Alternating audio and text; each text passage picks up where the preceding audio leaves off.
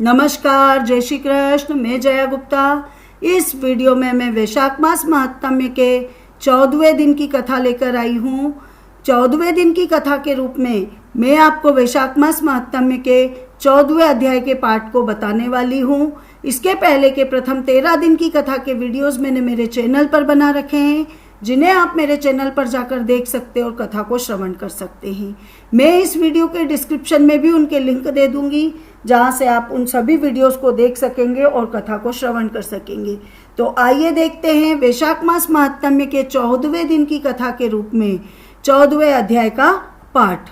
वैशाख मास को माधव मास भी कहा जाता है। यह मास भगवान श्री हरि विष्णु का अति प्रिय मास है, इसीलिए इस मास का महात्म्य ऋषि मुनियों द्वारा लिखा गया है और वैशाख मास महात्म्य को 25 अध्यायों में बांटा गया है।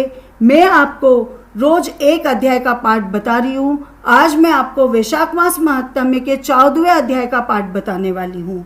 वैशाख मास महात्म्य के 14वें अध्याय का पाठ मैं आपको बताऊं, उसके पहले मैं आपको भगवान श्री हरि विष्णु की एक और स्तुति बता रही हूँ, जो कि बहुत ही सरल सी सुंदर सी स्तुति है, जिसका पाठ हम अधिकतर करते रहते हैं, पर उसका अर्थ बहुत ही सुंदर है।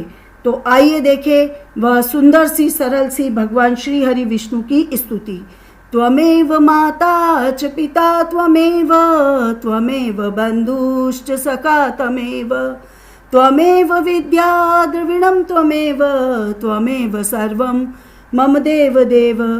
स्तुति का अर्थ है कि हे ईश्वर, तुम ही मेरी माता हो और तुम ही मेरे पिता हो, तुम ही मेरे भाई हो और तुम ही मेरे मित्र सखा हो, तुम ही विद्या यानी ज्ञान हो और तुम ही द्रव्य द्रविणम यानी धन संपत्ति हो। हे देवों के देव, तुम ही मेरे सब कुछ हो। जितनी सुंदर ये प्रार्थना है, उतना ही सुंदर इसका वरीयता क्रम दिया गया है। बहुत ही प्रेरक वरीयता क्रम है इसका। आइए देखें। सबसे पहले भगवान को माता के तुल्य बताया है, क्योंकि माता है संसार में तो फिर किसी भी चीज की जरूरत नहीं होती है। इसीलिए कहा गया है त्वमेव माता, हे प्रभु तुम ही मेरी माता हो। फिर पिता का क्रम आता है, अतः हे ईश्वर, यदि माता नहीं है तो तुम ही मेरे पिता हो और तुम ही मुझे पिता के समान देखने वाले हो। जब ये दोनों नहीं है तो फिर भाई बंधु काम आते हैं, इसलिए तीसरे क्रम पर भगवान से भाई का रिश्ता जोड़ा गया है। और उसके पश्चात जिसके न माता रही, न पिता रहे, न भाई बंधु है, तब उनके सखा काम आते हैं। तो कहा गया है अतः सखा त्वमेव। वे भी नहीं है तो फिर विद्या काम आती है। यदि जीवन के संघर्ष में नियति ने आपको निपट अकेला छोड़ दिया है, तब आपका ज्ञानी आपका भगवान बन सकता है, ये इसका संकेत है। और सबसे अंत में द्रविणम अर्थात द्रव्य यानी धन संपत्ति होते हैं, अर्थात जब कोई भी पास में नहीं है तब हे देवता तुम ही मेरा धन हो। सोचने की बात है कि यहाँ पे वरीयता क्रम में जो धन को सबसे पीछे अर्थात सबसे नीचे रखा है, फिर भी आजकल हमारे आचरण में वह सबसे ऊपर क्यों आता जाता है। इतना कि उसे ऊपर लाने के लिए माता से पिता तक से, बंधु और सखा तक से सबसे नीचे चले जाते हैं, सब पीछे छूट जाते हैं। और धन कीमती है, पर उससे ज़्यादा कीमती और भी बहुत कुछ है, उससे बहुत ऊंचे बहुत पहले आपके अपने हैं। धन संपत्ति की लालसा यदि कभी आपके वरीयता क्रम को पलटने लगे तो इस प्रार्थना को जरूर याद कर लीजिएगा। भगवान श्री हरि विष्णु हैं तो सब कुछ है। आइए अब देखें वैशाख मास महात्म्य का 14वां अध्याय। इसके पहले 13वें अध्याय में ब्रह्मा जी ने यम से कहा कि सद्गुणों से ईर्ष्या करना मरणांतक होता है। तुम क्यों दुखी होते हो? जिनके उच्चारण मात्र से ही परम पद की प्राप्ति होती है, जिनकी जिह्वा पर हरि ये 2 अक्षर विराजमान है और जो विष्णु भगवान को प्रणाम करते हैं, उनको स्मरण करते हुए उनका गान करते रहते हैं, उनके संपूर्ण पाप दूर हो जाते हैं और भगवान के प्रसन्न होने से वे लोग विष्णु लोक को प्राप्त कर सायुज्यता को प्राप्त करते हैं। इस तरह यम के समझाने पर ब्रह्मा जी यम को भगवान श्री हरि विष्णु से मिलाने के लिए क्षीर सागर में ले जाते हैं। वहाँ भगवान श्री हरि विष्णु यम को समझाते हैं और कहते हैं कि जो मनुष्य वैशाखोक्त कर्म करने वाला है, वह तुझे भी वैशाख मास का भाग देगा। यदि वो ऐसा नहीं करेगा तो उनके किए गए सारे कर्म निष्फल हो जाएंगे। अब आगे श्रुतदेव जी कहने लगे कि मेष की संक्रांति में वैशाख मास में प्रातःकाल स्नान कर मधुसूदन भगवान का पूजन करके जो इस मनोहर कथा को सुनते हैं वे सीधे विष्णु लोक को जाते हैं। जो दुर्बुद्धि होती हुई कथा छोड़कर अन्य काम में लग जाते हैं वे रोरव नरक में जाकर पिशाच योनि को पाते हैं। यहाँ पर हम एक प्राचीन इतिहास कहते हैं जो पाप दूर कर पवित्र करने वाला है। प्राचीन काल में गोदावरी नदी के किनारे ब्रह्मेश्वर क्षेत्र में ब्रह्मनिष्ठ बड़े परमहंस दुर्वासा ऋषि के 2 शिष्य रहते थे। वे सदा उपनिषद शास्त्रों में निष्ठावान थे। उन्हें किसी से कोई अपेक्षा नहीं थी। वे भीख मांगकर जो कुछ मिलता उसी को खाकर पर्वत की गुफा में रहते थे। ये दोनों तीनों लोक में सत्यनिष्ठ और तपोनिष्ठ के नाम से विख्यात हुए।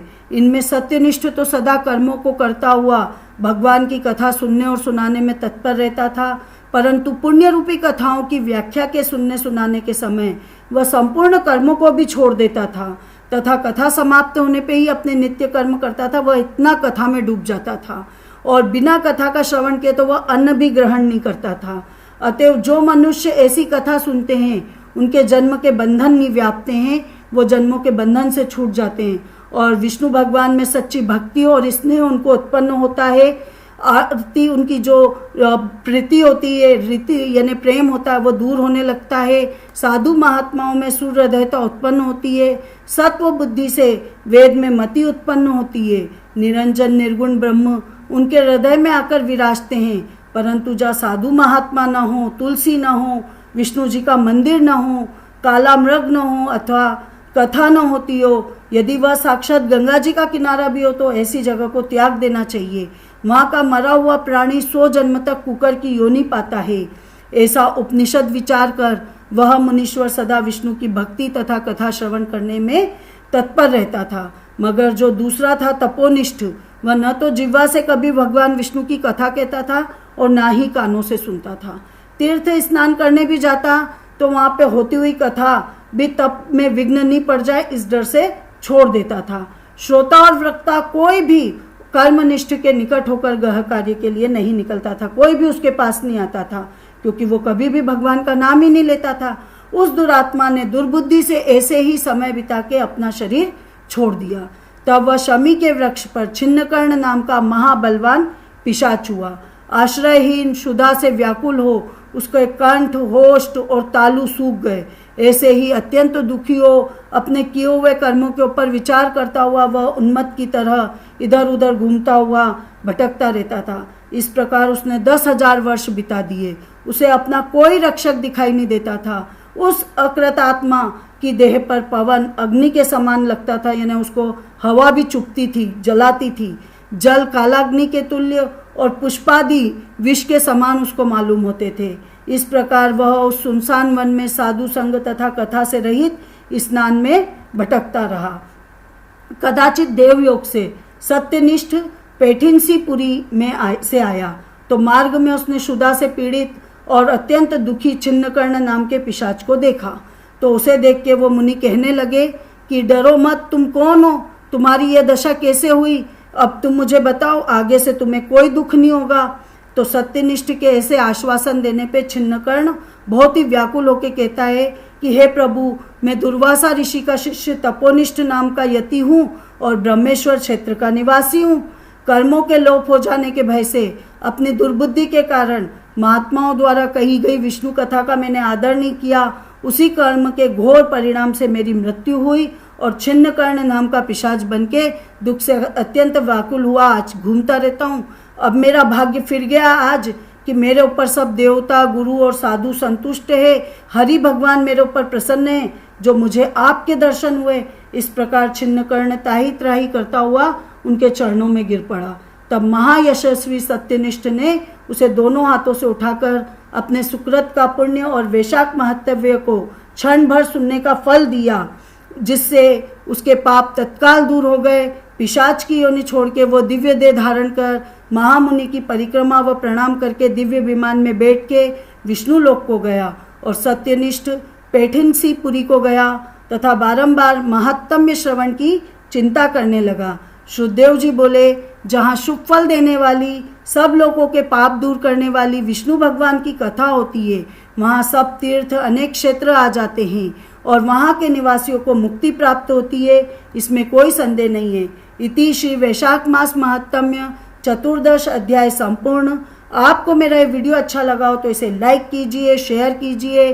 अभी तक यदि आपने मेरे चैनल को सब्सक्राइब नहीं किया है तो कृपया मेरे चैनल को सब्सक्राइब कीजिए, बेल आइकन को हिट कीजिए ताकि मेरे नए वीडियोस के नोटिफिकेशन आपको तुरंत प्राप्त हो। हिंदू धर्म, संस्कृति, तीज त्योहार, व्रत कथा, रीति रिवाज इत्यादि जानने के लिए मेरे साथ बने रहिए।